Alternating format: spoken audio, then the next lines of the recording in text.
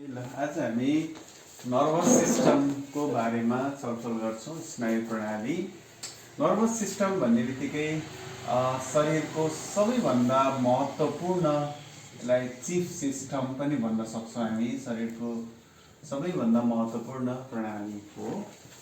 यसको smallest unit भनेको चाहिँ हामी यसलाई न्युरोन भन्ने गर्छौँ। सबैभन्दा सानो एकाइ भनेर neuron. Neuron longest cell of the body पनि हो, शरीरको सबैभन्दा लामो सेल पनि हो। न्युरोन जेनरली सेल डिभिजन हुँदैन न्युरोनमा, है, कोष विभाजन हुने गर्दैन न्युरोनमा। त्यसो भएर हामी न्युरोनलाई एक व्यक्तिबाट अर्को व्यक्तिमा ट्रान्सप्लान्ट गर्यो भने यो बाँच्दैन। त्यसो भएर अहिलेसम्म ब्रेनलाई हामी ट्रान्सप्लान्ट गर्न सकेका छैनौँ, है। प्रश्न गरिदिन्छ कुन अङ्गलाई एक व्यक्तिबाट अर्को व्यक्तिमा ट्रान्सफर गर्न मिल्दैन भनेर सोधियो भने ब्रेन, किनभने ब्रेनभित्र न्युरोन छ र न्युरोनमा सेल डिभिजन हुँदैन। त्यसो भएर ट्रान्सप्लान्ट गर्न नसकिने अङ्ग भनेर हामी कसलाई चिन्ने गर्छौँ? न्युरोन अर्थात् ब्रेनलाई हामी भन्ने गर्छौँ। न्युरोनभित्र एउटा स्वान सेल भन्ने पार्ट छ, एउटा पार्ट जो न्युरोनमा मात्रै पाउने गर्छ र यसमा लेप्रोसीका कीटाणुहरू बस्ने भनेको न्युरोनको स्वान सेलहरूमा। त्यसो भएर लेप्रोसी कुन सेलमा बस्छ? न्युरोन। त्यसो भएर लेप्रोसीले सबैभन्दा बढी असर गर्ने पार्ट भनेको हाम्रो nervous system, peripheral nervous system भनेर भन्ने गर्छ। न्युरोनमा अर्को एउटा निसिल बडी भन्ने पार्ट हुन्छ, जुन पार्ट अरू कुनै पनि सेलमा पाउने गर्दैन भनेर हामी भन्ने गर्छौँ। नर्भस सिस्टमलाई जेनरली दुई प्रकारले विभाजन गरिएको छ। स्नायु प्रणाली दुई प्रकारको हुने गर्छ भन्ने। एउटा स्नायु प्रणाली हो सेन्ट्रल नर्भस सिस्टम, त्यसलाई हामी सिएनएस भन्छौँ भने, अर्को नर्भस सिस्टम हो पेरिफेरल नर्भस सिस्टम। यसरी नर्भस सिस्टमलाई दुई भागमा विभाजन गरिएको छ, सेन्ट्रल नर्भस सिस्टम र peripheral nervous system. Central nervous system भित्र विशेष गरेर पर्ने दुईटा ब्रेन एन्ड स्पाइनल कर्ड्स दुईटा भाग पर्छ भने पेरिफेरल नर्भस सिस्टम भित्र 12 जोडा इयर्स क्रेनियल नर्भ्स, है त, 31 पियर्स स्पाइनल नर्भ्स र अर्को अटोनोमिक नर्भस सिस्टम, जसभित्र दुईटा, एउटा सिम्प्याथेटिक्स र एउटा चाहिँ पारासिम्प्याथेटिक गरेर दुईटा भागहरू पर्दछ। अब यहाँनिर लोकसेवामा प्रश्न सोधिने भनेको पेरिफेरल नर्भस सिस्टम भित्र के पर्छ भन्यो भने 12 जोडा क्रेनियल नर्भ्स, 31 जोडा स्पाइनल नर्भ्स र अटोनोमिक नर्भस सिस्टम, जो शरीरको सम्पूर्ण, हैन, भित्री अङ्गहरू, इनभोलेन्ट्री मसलहरूलाई नियन्त्रण गर्छ, मुटुलाई पनि नियन्त्रण गर्छ। त्यो autonomic nervous system is a part of peripheral nervous system. कतै कतै नर्भस सिस्टमलाई तीन भागमा बाँडिएको छ, सिएनएस, पिएनएस र एएनएस, तर वास्तवमा ANS is a part of PNS. तर त्यसो भएर हामी नर्भस सिस्टमलाई दुई भागमा विभाजन गर्न सकिन्छ भनेर हामी भन्ने गर्दछौँ।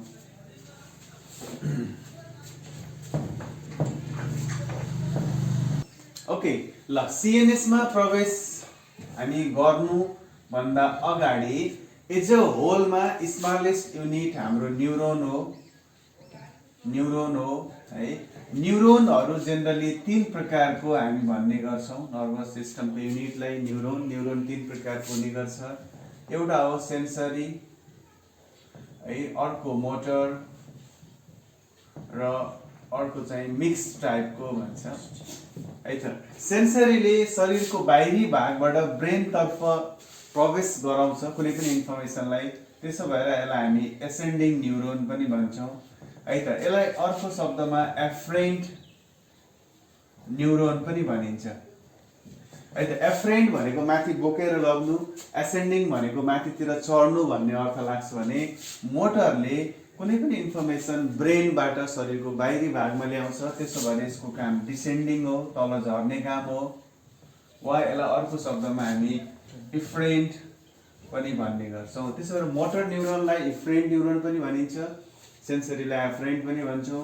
सेन्सरी तलबाट ब्रेनतर्फ जान्छ, एसेन्डिङ चढ्यो, र मोटर ब्रेनबाट तलतिर झर्छ, यसको अर्थ हो डिसेन्डिङ।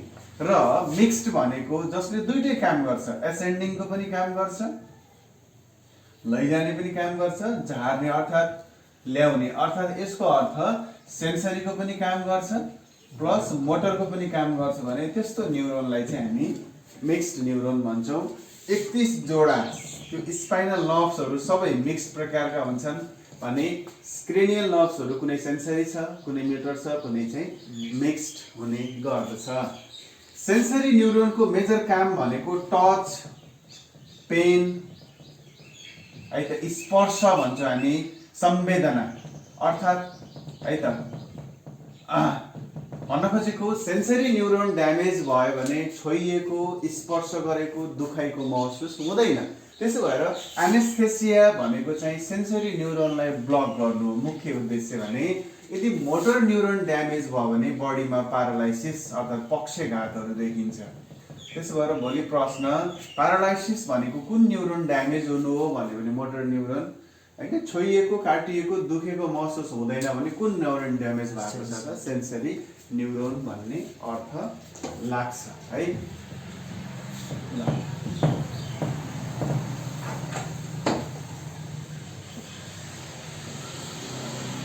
ओके, कुनै पनि इन्फर्मेसन सुरुमा प्राप्त गर्ने भनेको सेन्सरी न्युरोनले हो। सेन्सरी न्युरोनभित्र दुईटा पार्ट हुन्छ, एउटा चाहिँ नर्भ सेल, एउटा नर्भ फाइबर भन्छौँ हामी है। यो न्युरोन भयो, न्युरोनको यो भागलाई डेन्ड्राइट्स भनिन्छ हैन। यो सेल भयो, नर्भ सेल भयो, यो भागलाई चाहिँ हामी एक्जोन भन्छौँ। एक्जोनको भित्रपट्टि एउटा दाना आकारका बनावटहरू हुन्छ जसलाई हामी ब्युटोन्स भनेर भन्छौँ है। यसै गरेर अर्को न्युरोन पनि आउँछ, सेन्सरी न्युरोन, जसले इन्फर्मेसनलाई ब्रेनतर्फ लिएर जान्छ। यसरी एउटा न्युरोनको इन्फर्मेसन, मानव यहाँ किल्ला गढ्यो भने त्यो जानकारी सबैभन्दा पहिला सेन्सरी न्युरोनको डेन्ड्राइट्सले प्राप्त गर्छ। डेन्ड्राइट्सले कुनै पनि इन्फर्मेसनलाई सेलभित्र पठाउँछ भने सेलबाट बाहिर लिएर जाने काम एक्जोनको हो। त्यसबाट एक्जोनले के गर्छ भन्यो भने सेलबाट बाहिर लिएर जान्छ। डेन्ड्राइट्सले के गर्छ भनेर सोध्यो भने सेलभित्र सूचनाहरूलाई पठाउँछ। यसरी एउटा न्युरोनबाट अर्को न्युरोन, अर्को न्युरोनबाट अर्को न्युरोन हुँदै सूचनाहरू एक ठाउँको सूचना ब्रेनतर्फ जान्छ। यसरी एउटा न्युरोनको एक्जोन र अर्को न्युरोनको डेन्ड्राइट्स को बीचमा सूचनाहरू एक्सचेन्ज, इन्फर्मेसनहरू एक्सचेन्ज प्रोसेसलाई हामी सिनाप्सिस भन्छौँ है। सिनाप्सिस भनेर के बुझिन्छ भन्यो भने दुईवटा न्युरोनको बीचमा सूचना, इन्फर्मेसनहरू एक्सचेन्ज हुने प्रोसेसलाई हामी सिनाप्सिस भन्छौँ। र सिनाप्सिस हुनको लागि एक किसिमको केमिकल आवश्यक पर्छ, that is called neurochemical transmitter है।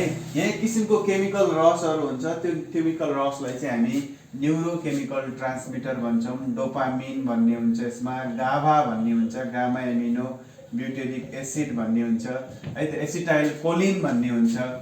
यस्ता केमिकलहरू हुन्छन् जुन केमिकललाई हामी न्युरोकेमिकल ट्रान्समिटर भन्छौँ। र यो केमिकलले नै हो इन्फर्मेसनहरूलाई एउटा न्युरोनको एक्जोन र अर्को न्युरोनको डेन्ड्राइट्समा दिने, र त्यो एक्सचेन्ज हुने प्रक्रियालाई चाहिँ हामी सिनाप्सिस भनेर भन्ने गर्छौँ। कुनै पनि लोकल एनेस्थेसिया दिएर औषधि यहाँ पुर्याउन सक्यो भने यो इन्फर्मेसन ट्रान्सफर ब्लक हुन्छ। ब्लक भयो भने यहाँनिर अपरेसन गर्दाखेरि त्यो पेन माथि महसुस हुँदैन। त्यसो भएर यो न्युरोकेमिकल ट्रान्समिटर र सिनाप्सिसको बारेमा कहिलेकाहीँ सोध्यो भने हामीले यो कुराहरू बुझाउनु पर्ने हुन्छ।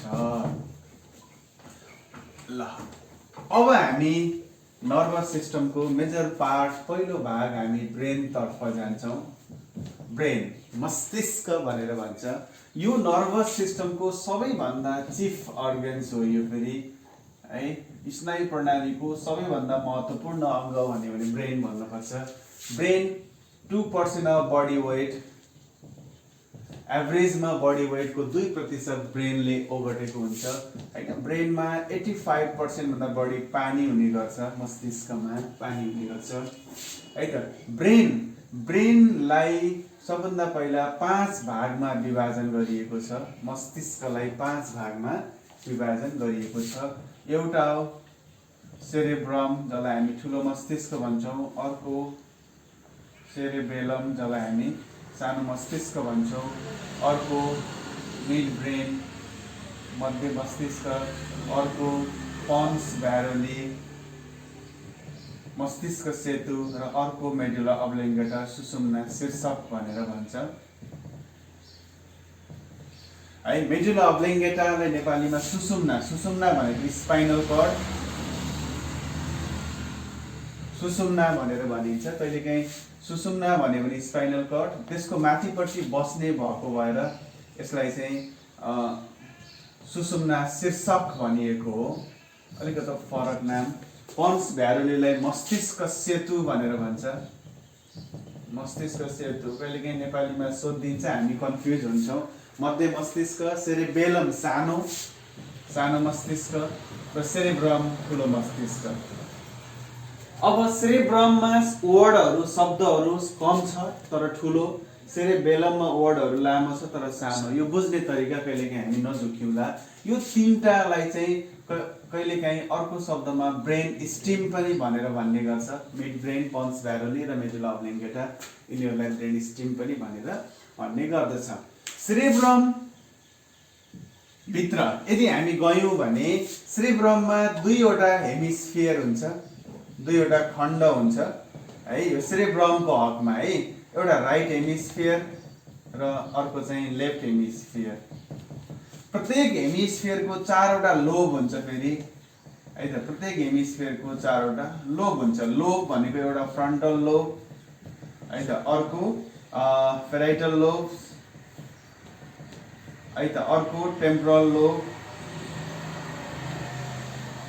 र अर्को चाहिँ अक्सिपिटल लोब। यसरी ठुलो मस्तिष्कको दुईवटा खण्ड, एउटा राइट हेमिस्फियर एउटा लेफ्ट हेमिस्फियर भन्नुपर्छ। यो दुईवटा खण्ड भयो हैन, दुईवटा खण्ड, एउटा राइट हेमिस्फियर एउटा लेफ्ट हेमिस्फियर। दुईटा खण्डको बीचमा एउटा रेसा हुन्छ, रेसाले जोडेको हुन्छ। त्यो रेसालाई चाहिँ हामी कर्पस क्यालोसम भनेर भन्छौँ। दुईवटा हेमिस्फियरलाई केले जोड्दछ भनेर प्रश्न गरियो भने कर्पस क्यालोसम भनेर भन्नुपर्छ। प्रत्येक खण्डमा 4वटा लोब छ। एउटा एन्टेरियर अर्थात् यो फ्रन्टल लोब, यो पछाडिको पोस्टेरियर अक्सिपिटल लोब, सरी यतापट्टि कानतिरकोलाई टेम्पोरल लोब, माथिपट्टिकोलाई हामी पेराइटल लोब भनेर भन्ने गर्छ। यसरी प्रत्येक हेमिस्फियरमा 4वटा खण्ड हुन्छ। अब इम्पोर्टेन्ट कुरा के भने फ्रन्टल लोबमा सेन्सरी एरिया हुन्छ। यो सोधिन्छ अब हामीलाई, फ्रन्टल लोब कहाँ छ भने सेन्सरी न्युरोनले गर्ने काम जम्मै, सरी एकछिन मिस्टेक भयो, सेन्सरी एरिया नै कि यसमा मोटर एरिया। फ्रन्टल लोबमा मोटर एरिया हुने गर्छ, पेराइटल लोबमा सेन्सरी एरिया हुने गर्छ है। अक्सिपिटल लोबमा भिजुअल एरिया हुने गर्छ। अब हामीलाई प्रश्न गरिदिन्छ भिजुअल एरिया कहाँ पाइन्छ भनेर सोध्यो भने ब्रेनको अक्सिपिटल लोबमा। फ्रन्टल एरियामा के पाइन्छ? मोटर न्युरोनले गर्ने कार्य सबै फ्रन्टल लोबको मोटर एरियाले गर्छ। सेन्सरी न्युरोनले गर्ने कार्य पेराइटल लोबको सेन्सरी एरियाले गर्छ भने आँखामा जति पनि कार्यहरू हुन्छ त्यो भिजुअल एरिया जो अक्सिपिटल लोबमा हुन्छ भने यो टेम्पोरल लोबमा चाहिँ टेस्ट एरिया, स्वाद थाहा पाउने एरिया टेम्पोरल लोबमा, अडिटरी एरिया कानले सुन्ने एरिया त्यो पनि टेम्पोरल लोबमा है त। त्यस्तै गरेर स्पिच एरिया बोल्ने, यस्ता यो टेस्ट अडिटरी स्पिच एरियाहरू चाहिँ टेम्पोरल लोबमा। भिजुअल एरिया कहाँ भन्ने बित्तिकै अक्सिपिटल लोबमा।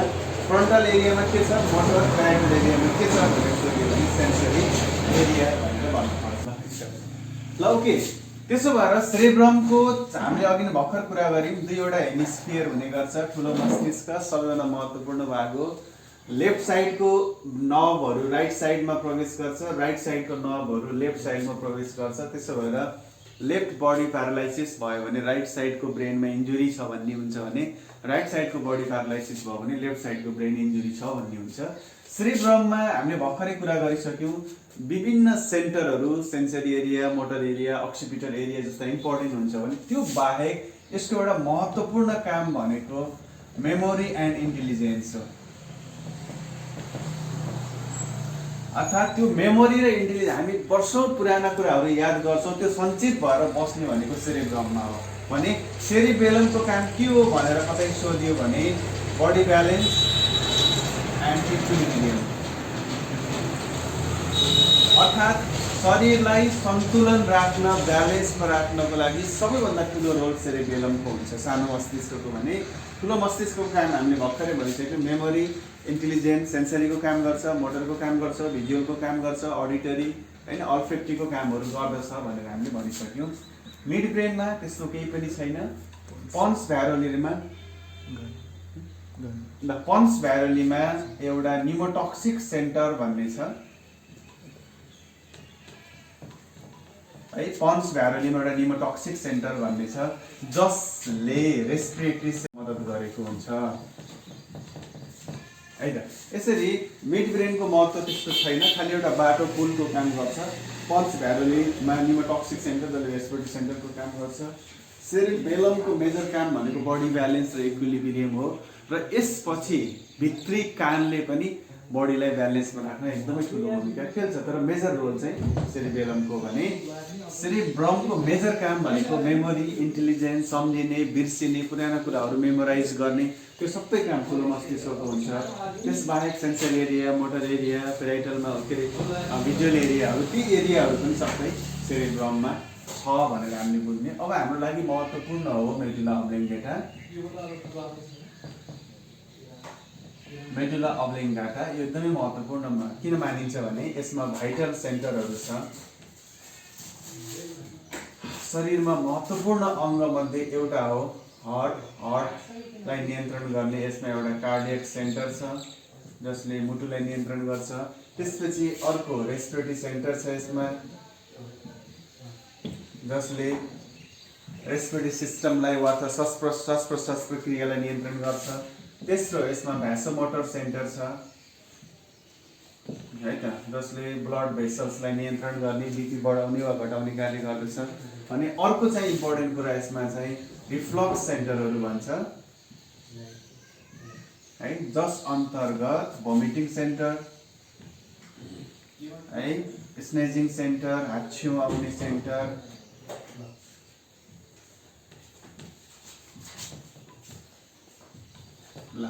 स्नेजिङ सेन्टर, त्यसै गरेर कफिङ सेन्टर, खोकी लाग्ने सेन्टर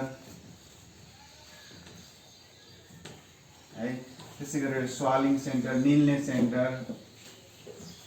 ल यस्ता सेन्टरहरू रिफ्लक्स सेन्टरभित्र पर्छ जुन भाइटल अर्थात् यो भाइटल सेन्टरहरू अन्तर्गत मेडुला अब्लिङ्गेटा। अब प्रश्न तपाईँहरूलाई भोमिटिङ सेन्टर कहाँ पाइन्छ? Answer medulla oblongata. Sneezing centre कहाँ पाइन्छ? Medulla oblongata. कफिङ सेन्टर कहाँ पाइन्छ? Medulla oblongata. Swallowing centre medulla oblongata हैन, cardiac centre medulla oblongata, respiratory centre medulla oblongata, vasomotor centre medulla oblongata. यस्ता सेन्टरहरू भाइटल अर्थात् मेडुला अब्लिङ्गेटामा पाउने भएको भएर सेरेब्रम पछि महत्त्वपूर्ण भाग चाहिँ मेडुला अब्लिङ्गेटालाई मान्ने गरिन्छ। अब दोस्रो पार्ट हो हाम्रो स्पाइनल कर्ड। स्पाइनल कर्ड भन्ने बित्तिकै हामी दोस्रो पार्ट मान्ने गर्छौँ। यो 45 सेन्टिमिटर लङ हुन्छ है त। मेरुदण्ड भर्टिब्रल क्यानल हैन, मेरुदण्डको हाडहरूको बिचमा बसेको हुन्छ, यो भर्टिब्रल क्यानलमा पाइन्छ है त। जेनरली लम्बर 1 सम्म यो पुगेको हुन्छ है। स्पाइनल कर्ड मेरुदण्डको कुन लेभलसम्म पुग्छ भनेर सोध्यो भने लम्बर 1 भनेर हामीले भन्नुपर्छ। त्यसो भएर लम्बर 1 सम्म स्पाइनल कर्ड पुगेको हुने हुनाले L3 र L4 लाई हामी स्पाइनल पञ्चर है, CSF निकाल्न पर्ने कन्डिसन कहिलेकाहीँ आउँछ, जस्तो एन्सेफलाइटिसहरू भयो, मेनिन्जाइटिसहरूमा CSF टेस्ट गरिन्छ। त्यो निकाल्नको लागि कुन साइडबाट तानिन्छ भनेर सोधियो भने L3 र L4 भनेर हामीले भन्ने गर्दछौँ। स्पाइनल कर्डमा एउटा रिफ्लक्स एक्सन हुने गर्छ जसलाई हामी अकाम्य क्रिया पनि भनेर भन्ने गर्छौँ। जस्तो किल्ला गर्दा खुट्टा झड्किनु हैन, आगोले पोल्दाखेरि अङ्गहरू चाहिँ झट्काउनु, त्यो कार्य भनेको स्पाइनल कर्डले नै गर्छ। जेनरली हरेक कुराहरूको म्यानेजमेन्ट ब्रेनले गर्नुपर्ने हो, तर अति छिटो सम्पन्न हुने क्रियाकलापहरू ब्रेनमा पुग्न पाउँदैन, त्यसको म्यानेजमेन्ट स्पाइनल कर्डद्वारा नै हुने गर्छ। त्यो कार्यलाई के भनिन्छ भनेर सोधियो भने हामी रिफ्लक्स एक्सन भनेर भन्ने गर्छौँ। स्पाइनल कर्ड्सबाट 31 जोडा स्पाइनल नर्भ्सहरू निस्किन्छन् है। यी सबै नर्भ्सहरू मिक्स्ड प्रकारका हुन्छन्, मोटरको पनि काम गर्छ, सेन्सरीको पनि काम गर्ने हुन्छ, जसमध्ये 8 पियरलाई हामी सर्भाइकल भन्छौँ, सर्भाइकल नर्भ्स, 12 पियरलाई थोरासिक नर्भ्स है त, त्यसपछि 5 पियरलाई लम्बर, त्यसपछिको पनि 5 पियरलाई सैक्रल र त्यसपछिको 1 पियरलाई चाहिँ कॉक्सिक्स, कॉक्सियल। यसरी 12, 8, 20, 31 जोडा हुने गर्छ। त्यो मध्ये यो 3टा 5, 5 र 11, यो 11 जोडा जुन छ लम्बर, सैक्रल र कॉक्सियल, त्यो हेर्दाखेरि ठ्याक्कै घोडाको पुच्छर जस्तै देखिने भएको भएर यसलाई चाहिँ कौडा इक्वेना भनेर भन्ने गर्छ। त्यो 5 जोडा 5 जोडा 1 जोडा 11 जोडा नर्भहरू मिलेर घोडाको पुच्छर जस्तै बनावट बनेको हुन्छ, द्याट इज कल्ड कौडा इक्वेना। कौडा इक्वेना कहाँ पाइन्छ भनेर सोध्यो भने स्पाइनल नर्भ्सहरू मिलेर बनेको, त्यो मध्ये लम्बर, सैक्रल र कॉक्सियल मिलेर बनेको त्यो स्ट्रक्चरलाई चाहिँ हामी कौडा इक्वेना भनेर भन्ने गर्दछौँ। अब प्रश्न आउँछ, स्पाइनल कर्ड र ब्रेनलाई बाहिरबाट ढाकेर बसेको एउटा पातलो लेयर हुन्छ, त्यो लेयरलाई हामी मेनिन्जियल लेयर भन्छौँ, अर्थात् मेनिन्जिस भन्न सक्छौँ हामी है त। ब्रेन र स्पाइनल कर्डलाई ढाकेर बसेको पत्रलाई के भनिन्छ भनेर सोधियो भने मेनिन्जिस भनेर भनिदिने है। मेनिन्जिसको इन्फेक्सनलाई नै हामी मेनिन्जाइटिस भन्छौँ, मेनिन्जाइटिस। यसभित्र 3टा लेयर छ है त। बाहिरको लेयरलाई हामी ड्युरा म्याटर भन्छौँ है, त्यसपछिको लेयरलाई एरिक्नोइड म्याटर भनेर भनिन्छ, त्यसपछिको लेयरलाई पिया म्याटर्स। अब मेनिन्जिस भित्र कतिवटा पत्र छ भनेर सोधियो भने 3टा पत्र, ड्युरा, एरिक्नोइड र पिया। यो दुईटाको बीचको स्पेसलाई सब ड्युरल स्पेस भनिन्छ भने यो दुईटाको बीचको स्पेसलाई सब एरिक्नोइड स्पेस भनिन्छ। यो सब एरिक्नोइड स्पेसमा CSF नामक फ्लुइड पाउने गर्छ, तरल पदार्थ। अब प्रश्न, मेनिन्जिसको कुन लेयरमा CSF पाइन्छ भनेर सोध्यो भने सब एरिक्नोइड स्पेसमा CSF पाउने गर्दछ भनेर भनिदिने। CSF सेरेब्रोस्पाइनल फ्लुइड हो, यसको अर्थ सेरेब्रोस्पाइनल फ्लुइड भनेर हामी भन्ने गर्छौँ है। यसको उत्पादन भेन्ट्रिकलमा भएको कोराइड प्लेक्ससबाट हुने गर्छ। यो धेरै पटक सोधिएको प्रश्न, कसले उत्पादन गर्छ भनेर सोधिन्छ, कोराइड प्लेक्सस, जसमा 0.5 ml पर मिनेट वा 720 ml पर डे यो उत्पादन हुने गर्दछ भने त्यो उत्पादन भएको CSF कोराइड भेला अर्थात् आर्किनोइड भिलाइबाट फेरि शोषण हुन्छ है त। उत्पादन कसले गर्छ भनेर सोध्यो भने कोराइड प्लेक्सस, एब्जर्प्सन कसले गर्छ भन्यो भने आर्किनोइड भिलाई, करिब 600 ml जति पर डे एब्जर्ब्ड हुन्छ र 120 ml चाहिँ ब्रेन भित्रको प्रेसरलाई नियन्त्रण गर्न मेन्टेन भएर बसेको हुन्छ। तर 120 ml चाहिँ युज्ड हुँदैन है। कति ml प्रयोग हुँदैन भनेर सोधियो भने प्रयोग नहुने मात्रा भनेको चाहिँ 120 ml हो। उत्पादन कसले गर्छ, कोराइड प्लेक्सस। कोराइड प्लेक्ससहरू कहाँ पाइन्छ भनेर सोधियो भने भेन्ट्रिकल। भेन्ट्रिकलहरू कतिवटा छ, 4वटा, एउटा राइट भेन्ट्रिकल, एउटा लेफ्ट भेन्ट्रिकल। त्यो 4वटा भेन्ट्रिकल्सहरूमा कोराइड प्लेक्ससहरू हुन्छ, जसबाट CSF को उत्पादन हुने गर्दछ। र यसको मेजर काम भनेको एउटा न्युट्रिसन दिनु पनि हो, स्पाइनल कर्ड र ब्रेनलाई पोषक तत्त्व दिनु पनि हो, मोइस्ट अर्थात् ओसिलो बनाइराख्नु पनि हो। तर त्योभन्दा महत्त्वपूर्ण कुरा भनेको यसले कुसनको काम गर्छ। कुसन वा यसलाई हामी अर्को शब्दमा सक एब्जर्बर पनि भन्न सक्छ। कुनै पनि चोट बाहिरबाट गएको प्रेसर चोटलाई ढुङ्गाले लाग्यो वा केही भयो भने ब्रेन टिस्युमा पुग्न दिँदैन, त्यसलाई एब्जर्ब गर्ने काम गर्छ। त्यो कार्यलाई चाहिँ हामी कुसन भन्छौँ वा कुसन वा सक एब्जर्बरको कार्य कसले गर्छ भनेर सोधियो भने आन्सर CSF भन्छौँ। र यो CSF नै हो ब्रेनको प्रेसर मेन्टेन गर्ने है। इन्ट्राक्रेनियल प्रेसर कसले मेन्टेन गर्छ भन्यो भने CSF। र CSF को उत्पादन धेरै भयो भने कहिलेकाहीँ टाउकोमा पानी जमेको अवस्था हाइड्रोकेफालस पनि हामी भन्ने गर्छौँ। जेनरली 5 देखि 15 सम्म हुन सक्छ ब्रेनको प्रेसर हैन। 5-10 एभरेजमा 10 हामी जेनरली लिने गर्छौँ। इन्ट्राक्रेनियल प्रेसर 10 mm अफ एचजी हुने गर्छ। र त्यो प्रेसर मेन्टेन गर्ने काम कसको हो त? CSF को हो। र CSF तान्न पर्यो भने हामी कुन स्पेसमा जानुपर्ने हुन्छ? सब एरिग्नोइड स्पेसमा। र त्यो CSF तान्ने प्रक्रियालाई हामी लम्बर पञ्चर प्रोसेस भनेर हामी भन्ने गर्दछौँ।